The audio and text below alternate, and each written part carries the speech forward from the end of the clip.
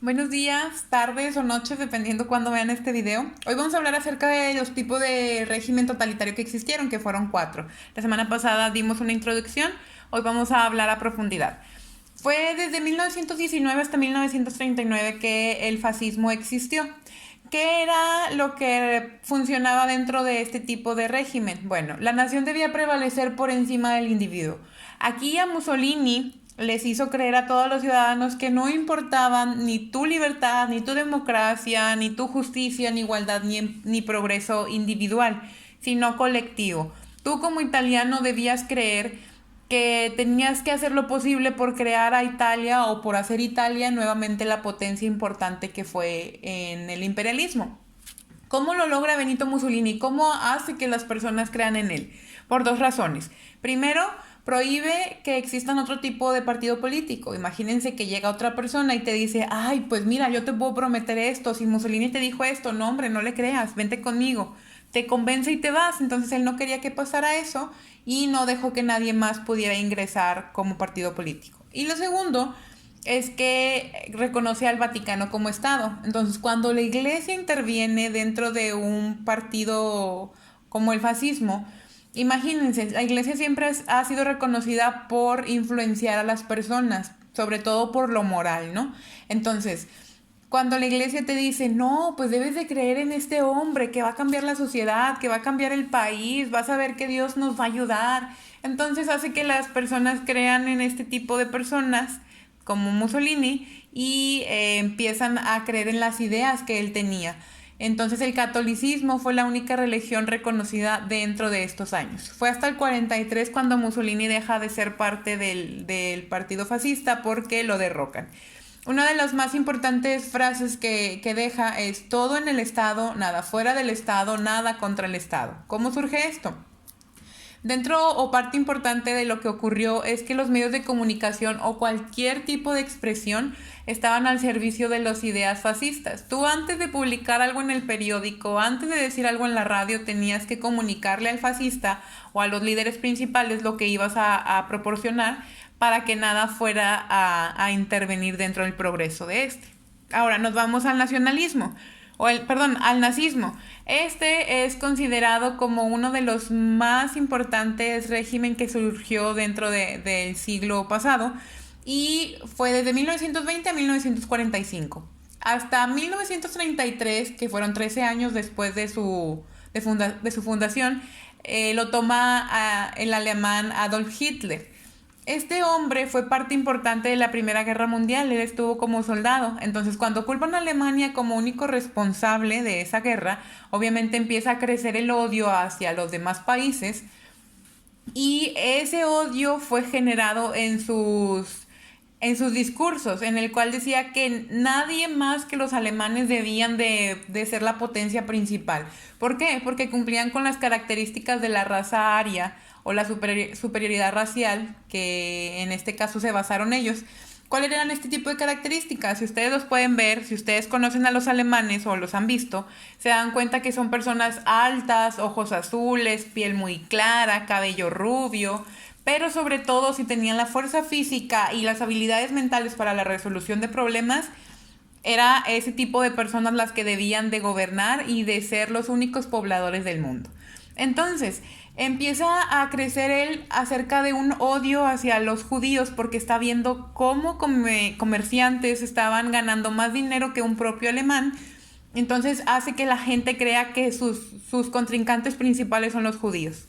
En 1938, solo 5 años después de que tomó el poder, empieza la noche de los cristales rotos, en donde la mayoría de los nazistas empiezan a destruir los negocios judíos, los deportan a las personas de este tipo de negocios y se los llevan a los campos de concentración, que fue una de las cosas más horribles que pudo ocurrir dentro de la Segunda Guerra Mundial, que igual ya lo veremos adelante. Aquí también les dejo un mapa acerca de todo lo que es el nazismo, pero dentro de ellos está el antisemitismo, que es el odio hacia los judíos, el racismo, el uso de la fuerza de violencia. Pero sobre todo, y lo más importante, es que empiezan a adoctrinar a los infantes y a los adolescentes hacia esas ideas nazis que tenían. ¿Y cómo lo hacen? reclutándolos hacia el ejército. ¿Por qué? Porque era parte importante para lo de la Segunda Guerra Mundial, para poder ir bien armados en este caso. El falangismo español obviamente surge en el país de España 1935-1975. Cuando ya estaba casi por terminar el fascismo y cuando el nazismo estaba en su punto de auge, Francisco Franco toma el poder de este tipo de régimen.